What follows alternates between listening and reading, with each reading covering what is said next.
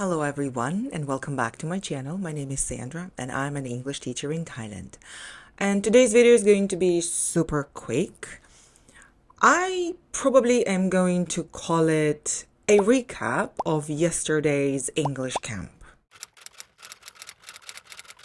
An English camp is the activity that is being organized by some schools. Actually, I could say a lot of schools in Thailand.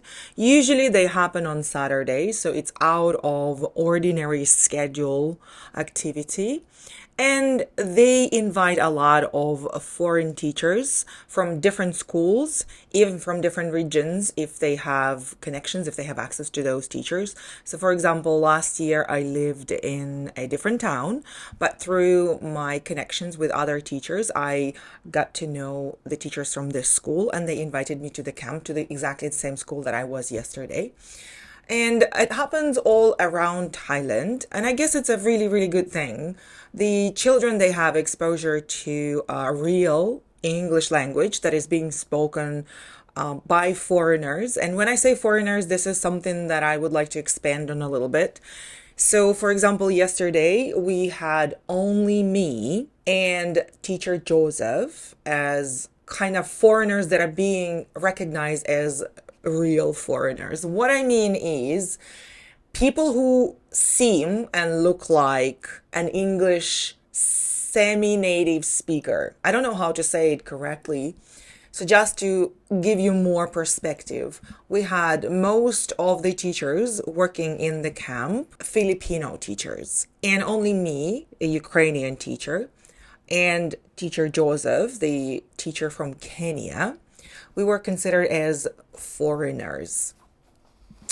So this is a little bit upsetting because a lot of Filipino teachers are working in Thailand and they are as valuable as any other foreign teachers, but apparently they're not being recognized as real foreigners, which I just wanted to bring attention to.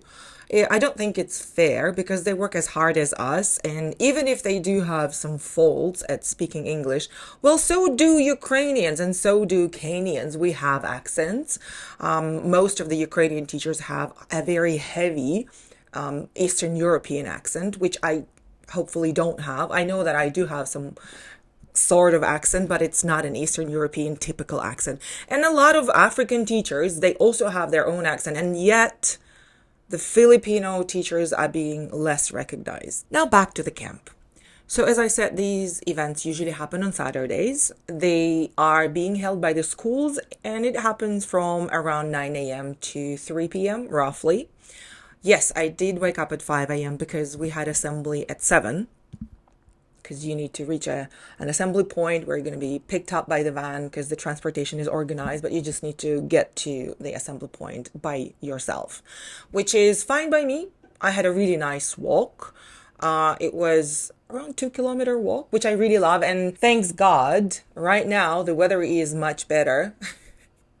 In the morning, it was like 25 degrees, which is super kind of chilly for locals, and it's super cool for me because I really like when it's not 30 or 35, it's not scorching hot, so I could walk and enjoy the walk. So I reached the point, we got picked up at around 7:20, then we reached the school, we put our stuff that we were actually preparing by ourselves. A lot of things you need to prepare, you need to think of activity, you need to prepare activity, and if you need to prepare some materials or props for activity, then you could actually request some things to be bought, or you can make some things, or you can print out if you need some materials based on the school equipment that you have, like printers and paper. So that's usually what is required. So majority of the work is done in the head. So it's a preparation work, how the activity will be done. In my case, I was actually instructed what kind of activity I'm going to have. I wasn't the one to make the activity. And unfortunately for me, that activity was developed and designed by the Thai teacher who couldn't really communicate in English well. So I literally didn't know what the activity was exactly. So I had to kind of develop my own way of doing that so the kids would enjoy it. And as always, if this happens, if you're not the person to design activity, the first group, we had 6 groups of children, So the first group was really rough because I was literally just doing everything improvising. But then once I knew exactly what has to be done, what kind of goal we need to achieve, and again, I had to guess. A lot of things I had to guess.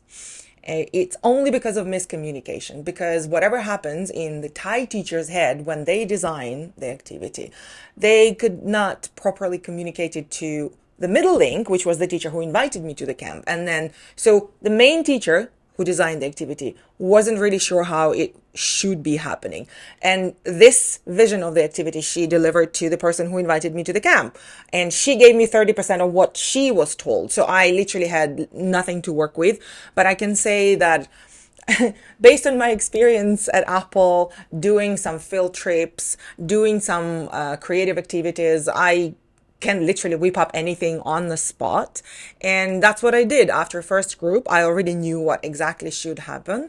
I knew exactly what words I should pick and what outcome I should get. And I can tell you that I had fun and the kids had fun in the end.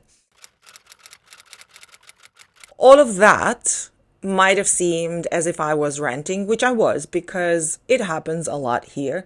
I already mentioned in my videos before that there is a lot of miscommunication going on just because of the level of English in the country, which is okay. So I told you all about that so you could be prepared in case you get invited to one of these camps. Now I want to tell you why I accept usually these invitations, although I know what might happen and how it might happen. And even though I know that I will be drained at the end of the day, which happens all the time. So don't think that it's just a walk in the park. No, it is a very heavy energy spending activity for you as a teacher because you need to hold attention of at least 20 students at a time. And usually it's like 5 to 6 groups of students during the day. And these students are not your students. They don't know you. You don't know them, which means you have only 30 minutes to gain their trust, to grasp their attention, and then have the activity with them and make sure that you get at least some kind of result with them after that activity. Okay. So that's why I told you the situation I was in before and during the camp yesterday, which wasn't the first time and it's not going to be the last time. But it doesn't mean that I will not accept an invitation anymore. I will, because of a couple of things. So it is a very rewarding day because you bring something to the table. You bring something really valuable to the teachers, the Thai teachers, and you bring something really, really good for the students. So I can tell you that that school is not the best in terms of English, but the response from the students that I saw, a lot of them came to me and they asked me to literally sign on a piece of paper. So they wanted to have something left behind by me because they appreciated my participation. They did pick up something from what I taught them. We do some kind of recap at the end of the day, and it shows that the students, however small or however old they are, so we had like 6 to 12. Yes, we had 6 years old to 12 years old, 6 groups of students. So it doesn't matter what kind of age group they are. All of them were highly appreciative. And by the end of the day, they recognized my face and they were all kind of hanging around trying to kind of peek at what I was doing. They were, if we were in the library sitting having some break, and then they were literally knocking on the window, showing the mini hearts, the big hearts, like everything. And it felt really nice. So this is something that I feel as an educator, it's kind of an instant reward. There is also monetary compensation, so you don't do it for free. These kind of camps are done for the payment, and that's why they do value participation of the foreigners, because it's not the school who pays the foreigners and other teachers who participate in the camp. It's the parents. They basically pitch in so they can invite people like me to kind of give them an understanding, a participation in the activity with a semi-native speaker of English. And that's another reason why I usually accept these invitations, because it's normally very well paid, especially by Thai standards. So these camps, they happen all over Thailand all the time. There are multiple schools who organize them. If you are coming to teach to Thailand, maybe in the beginning you won't feel comfortable, but if you have somebody around you who knows schools, who invite kind of people, or there is a big community of Filipinos, or even me, if you are around Ratchaburi, where I am, and you would like to participate in one of these camps. Now I'm kind of in touch with the group of teachers who are usually working in those camps. So let me know if you are interested. They really want a lot more foreigners and especially native speakers to participate in this kind of camps. And normally you get something like this. This is a certificate that you get at the end. Well, we actually got it in the beginning of the camp because the responsible person, I think she was leaving. So she came, she said her speech, she gave us the certificates, they took pictures, and then she left.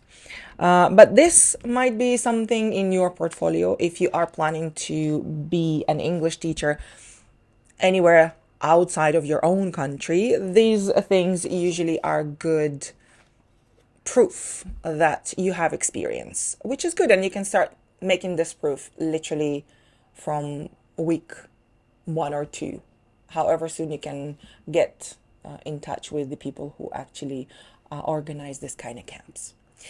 So this is it from me for today. I hope you find my videos entertaining, interesting, and informative. And if you have any questions around Thailand or being a teacher in Thailand, then please ask them in the comment section down below. This is it from me for today, and I'll see you in the next video.